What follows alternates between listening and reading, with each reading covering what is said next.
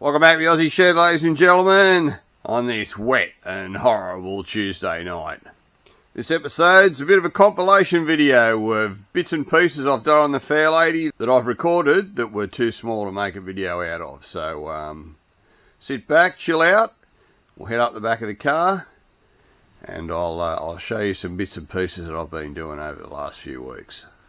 A little task I've been doing, folks, is cleaning up these two radiators here. One's your AC condenser, the other's your coolant system radiator. Externally, they were covered in crap. The condenser was just full of leaf matter and all sorts of crap jammed in there. It would have been quite interesting to see how the car went for cooling down, considering that is in front of this. So if that's blocked, the airflow is not going to be able to get through to your radiator. So no matter how good a radiator you've got, if it ain't getting airflow, it ain't getting airflow. So it's been quite an ordeal getting that clean. Heaps of bent fins and stuff that have been straightened up. Bit of the same with the radiator, but the radiator is actually suffering from a different affliction. And this is not the factory radiator, it's a PWR replacement radiator that's been on the car for, I don't know, maybe 8 or 9 years. At a guess, I honestly don't know exactly. But if you've been watching my videos, you'll be aware that the whole cooling system on this thing had a massive corrosion problem. Why that was, I have no idea. Whether something dubious had been put in with the cooling system at some time and contaminated it and made it super corrosive, or whether the car just sat for a long time with no coolant in it, just with plain water, and I really don't know. But every part of the cooling system has been replaced, as in all of the piping stuff, like the water inlets and outlets on the front that connect up to your radiator, and all the pipes on the back of the engine were also badly corroded. They've had to be replaced. All of the coolant feed lines to the turbos have all been replaced with AN stuff now, because again they were too far gone to sort of reuse. But so I've got this radiator, and internally the radiator's fine. There doesn't seem to be any evidence of corrosion internally. I have sort of looked down inside it with a little borescope thing that I've got, and it does seem to be really good.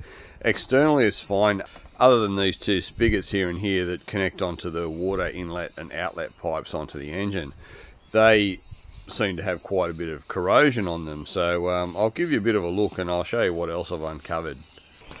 So I've already done a bit of welding on these, folks. You can see those marks in there. That's from penetration from the welder from the other side, where I've welded up some corrosion on the outside, some really bad pitting that was almost all the way through. So I've done this one, and I've also done that guy over there. It was the same, probably 3, 4, maybe 5 spots.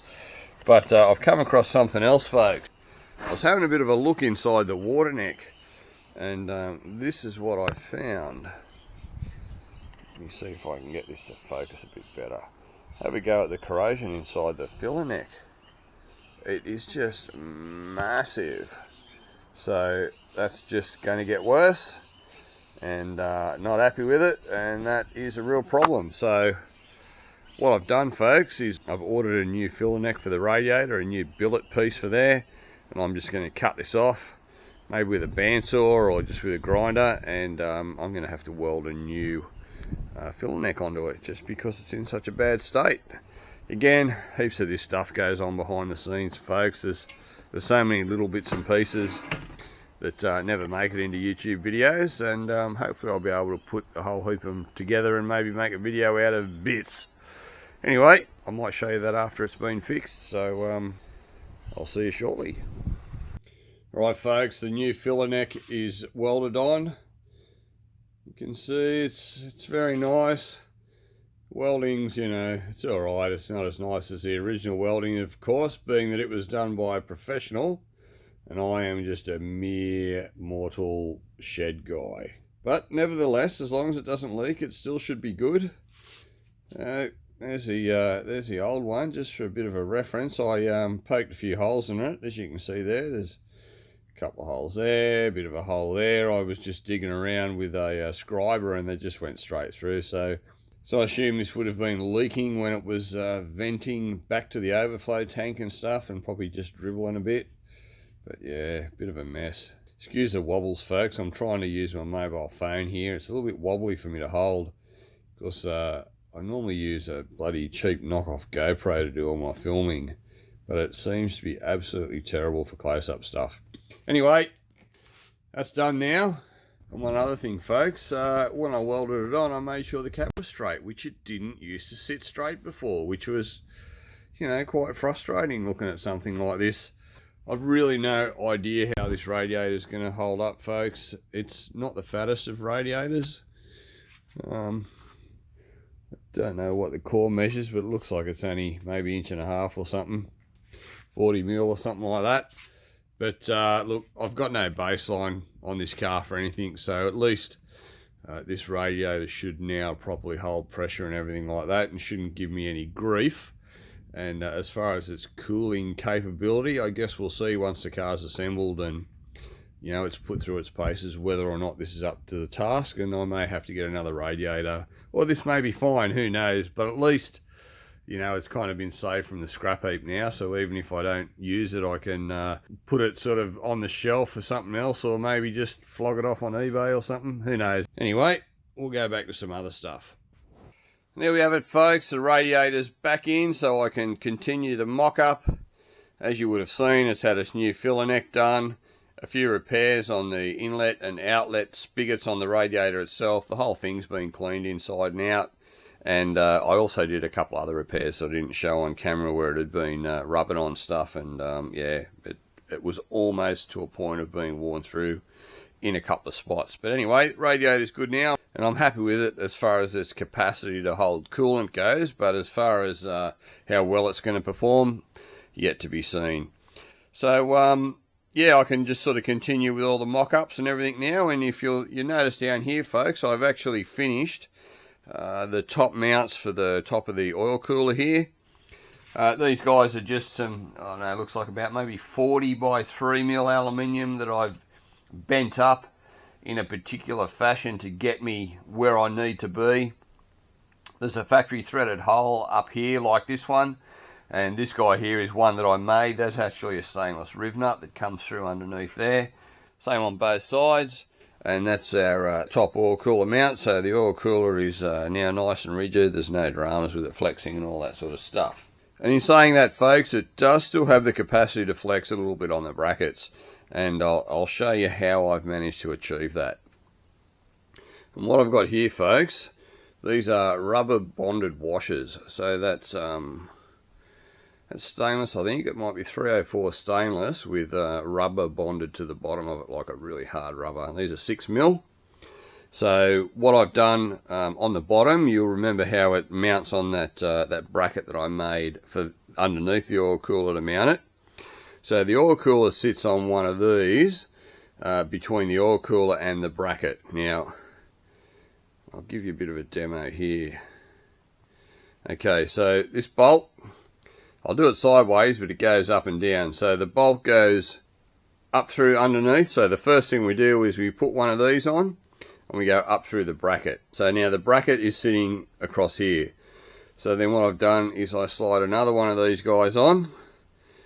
So that first gap there is our bracket. And the oil cooler goes on. And then another bonded washer over the top. So you got the bracket, and then you got the oil cooler, and then there's a nylock nut on the top of that. So you just do it up and just do it up sort of snug. So having the 3 rubber bonded washers on there allows this to just kind of flex around a bit, but yet still be quite firm, so that if you are twisting and flexing the chassis when you're driving the vehicle, which, you know, happens quite a lot, you'd be surprised how much the bodywork of the car moves around when you're really kind of pushing the car. Hence why you have strut bars and things like that, folks, just to keep everything nice and tight. But things like radiators are really susceptible to flexing. You can crack the cores, you know, crack the mounts and all that sort of stuff.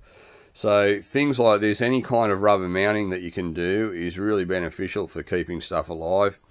Same process on the top. The same bonded washers are used underneath, above and between the mounts on the top as well. So the whole thing is rubber mounted, even though you can't obviously see that that's the case. And it does feel really firm, but there is a lot of flex that's able to be used if the car does twist or anything, you know. So I'm quite confident that I'm not going to have any fatiguing issues either with the core or any of the brackets. It should all hold up really well. Now those of you with a keen eye might notice that the air cleaners are now in a different spot. I'll just move to the side so you get a bit better a look, and I'll show you what I've done there, and I'll have a bit of a chat to you about why I've done it.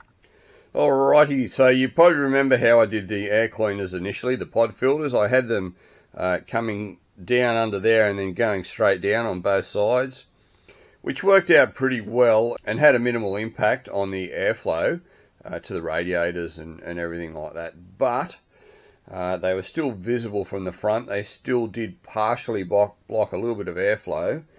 And I just really didn't like the way they looked, you know, and the fact that they were so obvious looking through the grill, through this way. Yeah, I just wasn't 100% happy with it. The fact that if you're driving in really heavy rain, not that this thing's probably going to see too much heavy rain, but I say that I have been caught out in my 370 GT, and it has pod filters mounted in the brake ducts, which is really, really low to the ground, obviously. And I've been in some hell heavy torrential rain in that thing, and it hasn't been an issue. I don't know whether I've just been lucky, but I obviously have been careful when I've been in that situation. But at least this is up much higher, and it's not able to get hit with direct rain from the front because it is actually shielded. I'll just move the camera, folks, and I'll show you exactly what's shielding it. So the air cleaners actually sit behind this section here, folks, and this is solid. Through here you've got your upper slot, your upper grill there, and you've got your lower grill underneath here. Now the air cleaners now are sitting completely behind there, whereas before they were down and you could see them through here, hanging down sort of through there, which wasn't really a big issue, but at least now they're completely covered. At the time I didn't really know how much room I'd have here. I probably shouldn't have done them. I should have just probably left it, but you know how it is, folks. I can't bloody help myself sometimes. But I'm really happy with this now. I think it's a much better solution, much neater, much easier to get to the air cleaners if I need to. I've got the center panel here, folks, and it just goes straight on over the top. Plenty of clearance with that. Nothing's blocking this this top slit along here from getting air into the top of the radiator there. There's plenty of clearance with the fittings for the oil cooler. The air cleaners don't interfere at all. So overall, it's just a pretty good setup. I have now finalised what I'm doing with my full flow oil cooler setup. Obviously you can see that I have all the fittings and everything on here, and that it's going to be heading down in this direction through here. But it's taken me quite a while to get the other end of it, how it mounts onto the oil filter tree, and what setup with the oil filter tree I'm going to be using, and how I'm going to route the lines and all that sort of stuff. It's just been a major headache with trying to get it all to fit properly and neatly and not end up like a dog's breakfast, because I really hate stuff that's messy and just doesn't look like it belongs, and it's just, you know, a huge pain in the arse. The original setup with this vehicle, it actually had the standard TT oil filter tree, and then it had a thermostatic sandwich plate mounted under that, and then it had another plate mounted underneath that just had sensors and stuff in it, and then it had the oil filter on that. And the oil filter actually hung down low, and they had lines wrapped around it all to feed this thing, and they still had the original TT oil cooler in it, so it had two oil cooling systems in it. Neither of them were any good, and there was leaks in it everywhere, and they'd actually removed the gusset that goes between the engine and the gearbox on this side of the car so that they could actually fit that bloody abomination in there, which is what it was. And mate, just, you know, I didn't want to recreate anything that looks like that. So it's taken me a while to work out what I need to do and what fittings I need and all that sort of stuff, but I think I've got it sorted out now. So that's going to be something for another video, because I think it'll be a video on its own, just showing, you know, how it all runs and how it came about it all and everything. And I'll probably make up the lines and do all the plumbing in the one video. But I also have something else to show you. And the other thing is just a little thing that I've made, which I've heard a lot of people complain about with issues with the BD engine mounts and how it affects the placement of certain things. So I'll get it up on the hoist, folks, and I'll show you what I've done there. And I think some of you guys will be probably quite interested in how I solved this problem. Let's get it up on the hoist. So here we are under the Fairlady, folks. And this little piece here is what I was actually talking about. Now, what that is something I've been working on for quite a while to get around a problem I had of mounting, firstly, the factory oil pressure sensor, which goes to your gauge on the dashboard, and also I have to remote mount a Bosch dual pressure and temperature sensor. Now, they have to be remote mounted because they are very sensitive to vibration, so they recommend that they are not mounted on the engine. But the problem is with the temperature side of the sensor is that you have to really have flow through to get fast and accurate readings, whereas with a pressure sensor you can just have it at the end of something, so you can just run a line up to it, mount it on the guard or the firewall or whatever, and that's it.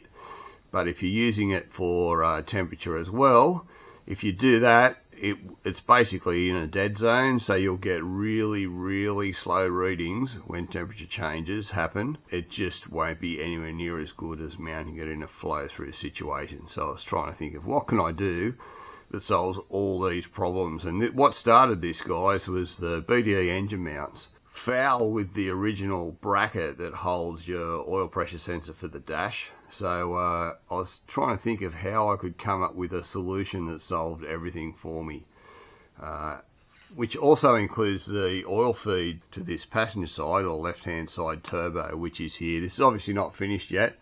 That blue fitting there isn't the fitting that's going to be finally on there. It'll be a stainless fitting. It goes to an AN3 line that sort of goes up through there and feeds that turbo. Now, this line over here, sorry folks, it's hard to get my hands in there without blocking the light. The AN line on the left, that comes in from behind your air conditioning compressor, which is where you have the outlet on the block, which feeds your factory oil pressure sensor and also the turbo on this side. So I've replaced that. I've come out of there with a banjo bolt and banjo fitting, so I can still fit it behind the compressor. And then I've come down and across there in such a fashion that there is flexibility in this line, so the engine can rock without creating a stress point in this line. So it's in such a way that it sort of comes down with a bit of a twist, and it should be able to rock away happily and not sort of cause any issues with anything. And you have your your Bosch pressure and temperature sender here. It's a little bit tight over the top here to get the connector on, but it does go on. And the factory gauge sensor, the wiring connector goes on the top of that easy, so that's not an issue. So what I might do is get this off and take it over to the bench and show you exactly how I've done it and what it is and how it's mounted and all that sort of stuff. So yeah, you can see while it's here, it's actually mounted off this bracket here that holds the steering rack on this side. So it's actually welded to that. And there's 10mm clearance between the motor and this unit on that side where you can't sort of see in, which isolates it completely from the engine. So I'll get it off and I'll get it on the bench, folks, and I'll give you a bit of a closer look at it. And here it is, folks. And as you can see, that is the top clamping mount for the power steering rack on the left hand side or the passenger side here in Australia. And then I've just made this bracket up here and welded it to that. Just cleaned it all up on the back, drilled a couple of holes in it so it looks a bit fancy. So that forms the basis of our mount. And then I've made this piece here. It started off as a piece of, I think, 40 by maybe 20, just a bit of aluminium that you just buy off eBay or whatever. I tend to keep quite a bit of that sort of stuff here because I'm always making bits and pieces. And it's basically just had a hole drilled through the middle of it, and then a hole down through there and a hole drilled down through there, tapped to suit the different things. That's M10 by 1, which all these Bosch dual temperature and pressure sensors are. I think the factory Nissan temperature sensor is 1/8 BSP, and these are 1/8 NPT. I think I've drilled those two. And I'll show you how these two just go together. So it's just two M6 bolts here. I've just using stainless bolts, and I've tapped the piece of aluminium, so there's no frigging around with nuts or anything to get the thing on there. It just bolts together quite simply. And you can see I've also machined this recess in it here, so that when it bolts together, it positively locates the two, so they actually get locked in together, and all the bolts do is just sort of clamp it together. So that's the piece that I've made there, folks. Like I say, you could certainly do it not as fancy as this, just by getting the basic stock and just drilling the holes in it and just setting it up. I've just cut all the other stuff away just because I have the capacity to do that, and made these risers here just by milling down those sections, you know, to sort of create the risen up step in it. And yeah, that's all there is to it, folks. When I say all there is to it, yeah, there is quite a bit of work, but by far the hardest thing was nutting out how to do it and where to locate it and everything. And now that I've done that, folks, you guys can copy it, and bloody happy to see that done. As long as you're not a Chinese company that's going to try and mass produce them and sell them to everyone. Mate, anything that I make here on the Aussie Shed, you guys are welcome to copy it all. I have no issue with that at all, because I am not in the business of making stuff and selling it. Then I don't like seeing people who are getting ripped off by companies overseas doing that sort of thing. But that's a whole other story. So, yeah, folks, that's the solution that I came up with, and I think it's a pretty good one. Always, as you know, I'm always making bits and pieces. Some of them are successful and some of them aren't. I think this is a pretty bloody good little piece I've made here. It certainly solves a lot of issues that I had, and I've been thinking about it for a long time, how I'm going to do it and all that sort of stuff. Probably could have been a lot easier if I didn't have this this Bosch sensor on there. I wouldn't have necessarily had to mount it remotely. I could have set something up on the engine to be able to basically do the same thing. But the beauty of this is it's completely isolated from the engine, so no vibration and all that sort of stuff, just to keep this sensor here happy. So I hope you like that, folks. It's certainly a little piece that I'm quite proud of. And now that that's said and done, folks, I think that's about all we've got time for today here on the Aussie Shed. So I hope you like this video. It was a bit of a collage of various bits and pieces that sort of go on behind the scenes, and that really was the main reason for making it, folks. Just to sort of demonstrate that, you know, there is lots of little bits and pieces that go on behind the scenes that people don't often show you, and I'm guilty of it myself. If I'm just doing stuff and it's not, you know, worthwhile of making a video out of it, I'll often not film it and not really mention it in the videos unless it sort of comes up as being part of an attachment for something else. But it is pretty important, so I'm just being a bit slack, because I should do it, because if I am, you know, coming across something that's valuable, it would be worthwhile sort of filming it. But you do something and then just go, oh geez, I wish I'd filmed that so I could show people. But anyway, I've done it this time. I thought I'll film all these next little things that I'm doing, and I'll make one video out of all the little bits and pieces. So you can go crook on me if you want and say, Trevor, you should have been doing that all along. You turd, why haven't you been doing that? But anyway, forgive me, folks. So I hope you like this anyway. And as always, folks, thanks for stopping by the Aussie Shed. Always a bloody pleasure to have you here. If you like the video, give it a thumbs up, subscribe to the channel, leave a comment, and all that fabulous stuff that really helps me out with the YouTube algorithm. As always, I'll bloody well see you on the next one. Cheers.